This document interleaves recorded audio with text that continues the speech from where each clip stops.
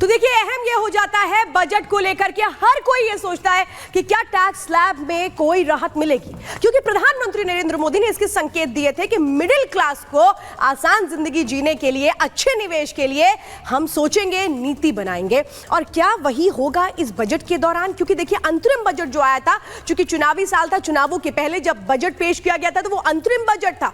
अंतरिम बजट में माना गया था कि लोक लुभावन वादे होंगे, लेकिन ऐसा नहीं हुआ था। अब जब ये पहला बजट है 18वीं लोकसभा का, तो क्या कहता है, किस तरीके की उम्मीदों को पूरा करेगा और कैसे संकेत मिल रहे हैं, उससे जुड़ी एक रिपोर्ट दिखाते हैं।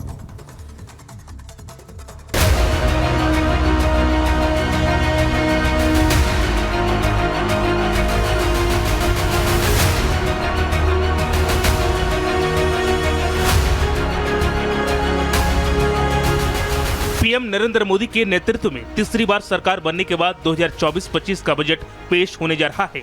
वित्त मंत्री निर्मला सीतारमण इस बजट को पेश करेंगी। 2014 से लेकर 1 फरवरी 2024 तक मोदी सरकार के 12 बजट सामने आ चुके हैं, जिसमें से 10 पूर्ण बजट है और 2 अंतरिम बजट थे। आज वित्त मंत्री निर्मला सीतारमण मोदी सरकार का 13वां बजट पेश करेंगी। वित्त मंत्री के तौर पर निर्मला सीतारमण का ये 7वां बजट है। इससे पहले वो 5 पूर्ण बजट और 1 अंतरिम बजट पेश कर चुकी हैं। मोदी सरकार के पिछले 10 सालों के कामकाज पर नजर डालें तो पीएम मोदी देश में आर्थिक विकास की मजबूत बुनियाद रखने में कामयाब रहे हैं। आर्थिक समीक्षा में भी देश का वास्तविक जीडीपी वृद्धि दर वित्त वर्ष 2024-25 में 6.5 से 7% रहने का अनुमान लगाया गया है, जबकि भारत की वास्तविक जीडीपी वृद्धि दर वित्त वर्ष 2024 में 8.2% रही है, जो दिखाता है कि जोखिम संतुलित है।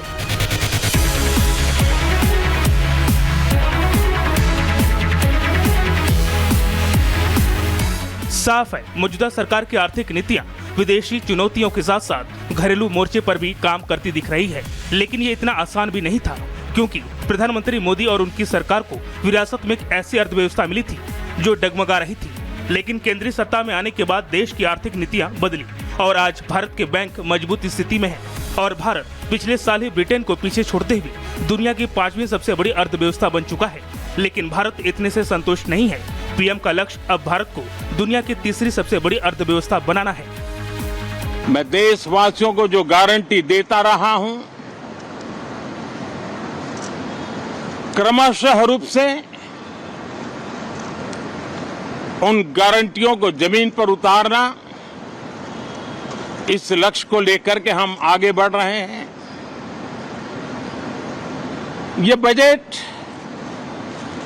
अमृतकाल का एक महत्वपूर्ण बजट है। हमें 5 साल का जो अवसर मिला है, हमारे उन 5 साल के कार्य की दिशा भी तय करेगा। I convey to Prime Minister Modi of India. G20 शिखर सम्मेलन की कामयाब मेजबानी की बात करें या चांद के दक्षिणी ध्रुव पर उतरने वाले दुनिया का पहला देश बने भारत की, आज भारत हर क्षेत्र में आगे बढ़ रहा है। पिछले 1 दशक में जहां भारत में दर्जनों यूनिकॉर्न यानी $1 अरब से ज्यादा मूल्य वाली कंपनी उभरी है, तो दूसरी तरफ देश का शेयर बाजार नई ऊंचाइयों को छू रहा है। देश में आई डिजिटल क्रांति भारत के सबसे गरीब तबके के लोगों की जिंदगी बदल रहा है, तो वही देश में नई सड़कों, नए एयरपोर्ट और मेट्रो लाइन भारत के मूलभूत ढांचे की तस्वीर बदलते दिखाई दे रहे हैं।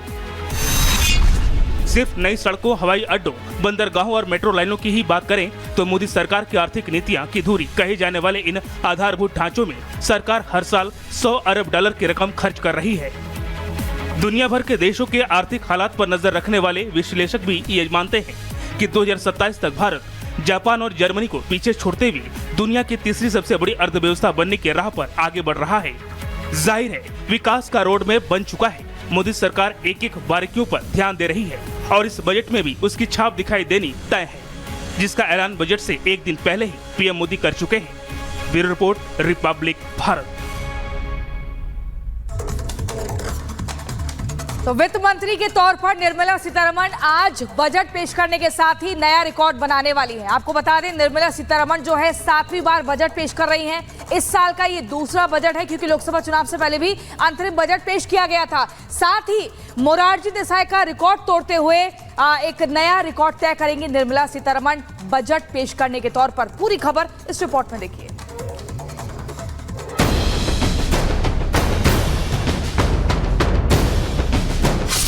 इतिहास रचने को तैयार निर्मला।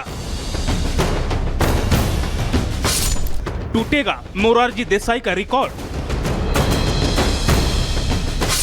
निर्मला तोड़ पाएंगी खुद का रिकॉर्ड, वो रिकॉर्ड जो आज तक नहीं टूटा, वो रिकॉर्ड जहां तक पहुंचना भी आसान नहीं था, वो रिकॉर्ड जो अब तक पूर्व वित्त मंत्री मोरारजी देसाई के नाम दर्ज है, वो आज टूटने वाला है। केंद्रीय वित्त मंत्री निर्मला सीतारमण आज संसद में अपना 7वां बजट पेश करेंगी। इसके साथ ही वो सबसे ज्यादा केंद्रीय बजट पेश करने का रिकॉर्ड अपने नाम कर लेंगी और मोरारजी देसाई के 6 बजट पेश करने के रिकॉर्ड को तोड़ देंगी। निर्मला सीतारमण का यह लगातार 7वां पूर्ण बजट होगा। इसके साथ ही वो देसाई के रिकॉर्ड से आगे निकल जाएंगी। देसाई ने 1959 से 1964 के बीच लगातार 5 पूर्ण बजट पेश किया था। हालांकि सबसे अधिक बार बजट पेश करने का रिकॉर्ड अब भी देसाई के पास ही है। मोरारजी देसाई ने प्रधानमंत्री जवाहरलाल नेहरू और बाद में प्रधानमंत्री लाल बहादुर शास्त्री के कार्यकाल में वित्त मंत्री के तौर पर कुल 10 बजट पेश किए हैं। निर्मला सीतारमण एक तरफ जहां मोरारजी देसाई का रिकॉर्ड तोड़ेंगी, वही बजट से जुड़ा एक रिकॉर्ड उनके ही नाम दर्ज है और वो है सबसे लंबा बजट भाषण का। वित्त मंत्री निर्मला सीतारमण का केंद्रीय बजट 2020-21 का भाषण भारतीय इतिहास का सबसे लंबा बजट भाषण है, जो 2 घंटे 42 मिनट तक चला था। इससे पहले 2019-20 में उन्होंने 2 घंटे 17 मिनट तक भाषण दिया था। निर्मला सीतारमण से पहले जसवंत सिंह के नाम सबसे लंबा बजट भाषण है। जसवंत सिंह 2003 में 2 घंटे 13 मिनट का बजट भाषण दिया था। बजट भाषण में तीसरे नंबर पर दिवंगत अरुण जेटली का नाम है। जेटली का 2014 का बजट भाषण 2 घंटे 10 मिनट लंबा था। वहीं हीरूभाई एम पटेल के नाम सबसे छोटा बजट भाषण का रिकॉर्ड है। तो इस बार सबकी नजर इस बात पर होगी कि क्या वित्त मंत्री निर्मला सीतारमण मोरारजी देसाई के साथ ही खुद का भी रिकॉर्ड तोड़ेंगी। Bureau report, Republic Bharat. तो 22 जुलाई से मॉनसून सेशन की शुरुआत हो चुकी है और आज 23 जुलाई को बजट पेश होना है। लेकिन जिस तरीके से पहले दिन तस्वीरें सामने आई, इतना तो साफ है कि विपक्ष हंगामा कर सकता है और हंगामे के आसार हैं और आज भी कलेश कर सकता है। लेकिन कौन से वो मुद्दे होंगे, रिपोर्ट देखिए। मौका दूंगा। एक मिनट और परीक्षाओं पर प्रश्न उठे। मेरे सवाल 9 प्लीज बैठिए, मौका दूंगा। एक मिनट। संसद का मानसून सत्र शुरू हो चुका है और आज बजट वाला दिन है, यानी निर्मला सीतारमण देश का बजट पेश करेंगी, जिस पर सबकी नजर है। लेकिन पहले दिन विपक्ष का वही पुराना रवैया नजर आया। विपक्ष उसी ढर्रे पर है, हंगामा और विरोध। मौका दूंगा। एक मिनट और परीक्षाओं पर। पहले दिन विपक्ष का रवैया देखकर ऐसा लग रहा था मानो वो चाह रहा है कि पिछले बाकी सेशंस की तरह मानसून सेशंस भी धुल जाए। ऐसे में आज भी हंगामे के आसार हैं, क्योंकि बजट पेश होने से पहले मानसून सत्र गर्मा चुका है। अब तक जो संकेत मिल रहे हैं उससे साफ है कि विपक्ष का हंगामा लिस्ट तैयार है। नीट पेपर लीक, कावड़ रूट नेम प्लेट विवाद, जम्मू कश्मीर में आतंकी हमले, बेरोजगारी और महंगाई, लोकसभा डिप्टी स्पीकर, मणिपुर में जारी हिंसा, देश भर में रेल हादसे, हाथरस में भगदड़, विशेष राज्यों का दर्जा जैसे मुद्दों पर सदन में शोर शराबा तय है। ये सरकार अपनी ही चलाती है, अपने फायदे के लिए जो कुछ होना है वो काम करती है, जनता के लिए कुछ नहीं कर सकती। इसीलिए बजट आने दो, रियलिटी में वो क्या करने वाले हैं, क्या वेलफेयर मेजर्स देने वाले हैं, जैसा कि बैकवर्ड एरियाज के लिए कुछ पॉकेट, कुछ पैकेजेस देंगे, ऐसी आशा हम करते हैं। आपने महंगाई देश में बढ़ा दी, बेरोजगारी बढ़ा दी, किसानों के एमएसपी दी नहीं, तो ये सारे मुद्दे तो जरूर उठेंगे ना। और विपक्ष में हम लोग हैं तो काम क्या है हमारा? अगर जनता के बुनियादी मुद्दे नहीं उठाएंगे तो खाली वहाँ पे चेहरा दिखाने तो हम जाते नहीं हैं। देश महंगाई के दौर से गुजर रहा है। इस बजट से उम्मीद है कि महंगाई भी घटेगी, बजट में कोई विशेष कुछ होगा, वही आंकड़ों का मायाजाल नजर आ रहा है। लेकिन देश का नौजवान, किसान, कर्मचारी और देश का प्रत्येक तबका चाहता है कि अच्छा बजट आए। और अब भी अगर अच्छा बजट नहीं आएगा तो धीरे धीरे फिर ये सरकार धीरे धीरे डाउन फॉल इनका आता जाएगा। सदन में पहले दिन जिस तरह की तस्वीर नजर आई, उसमें नीट पेपर लीक का मुद्दा संसद में गूंजा। लोकसभा में नेता प्रतिपक्ष राहुल गांधी ने तो देश के एजुकेशन सिस्टम को ही बकवास बता दिया। The issue is that there are millions of students in this country who are extremely concerned at what is going on and who are convinced that the Indian examination system is a fraud. That is what is at stake here. Millions of people believe that if you are rich